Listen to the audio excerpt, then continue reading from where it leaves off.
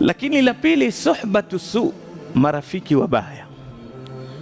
Wewe kuwa utakavyokuwa mwema, lakini ikiwa marafiki zako baada ya Ramadhani utarudi ni wale wa vijiweni ambao hawasali, na wewe mwisho utakuwa fanya nini?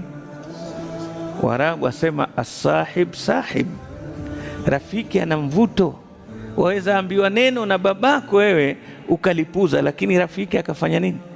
Ni tabia rafiki, Mungu amempa mvuto mkubwa. Ndio watu siku ya Kiyama wengi watalia na nani? Na marafiki. Ya laitani lam attakhidh fulanan khalila laqad adallani ani dhikri ba'da wa kana ash-shaytanu lil-insani. Marafiki, watu wengi waloingia kwenye maangamivu. Ukimpata mtu mwizi atakwambia mwanzo wake alipata nani? Rafiki mbaya.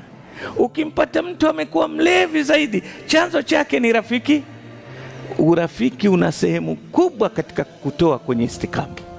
Sasa ndio Mtume akamwambia almar'u ala dini khalili falyanzur ahadukum man yukhalil. Mara zote mtu hubaki kwenye dini ya rafiki yake. Kwa hivyo chagua ni nani atakuwa rafiki yako.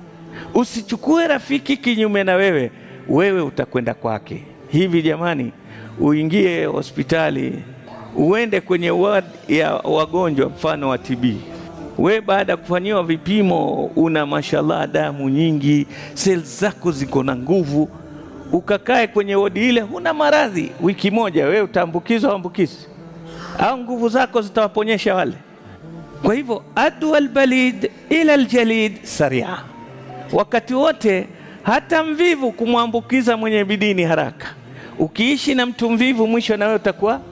Sasa tuchunge sana. Moja katika sababu ya kutubakisha katika hali hii ni pale tutakapochagua marafiki.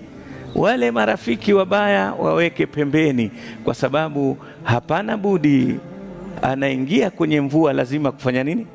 Atadoa.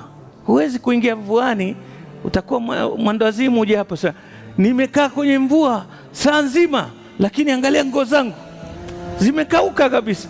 Watu watasema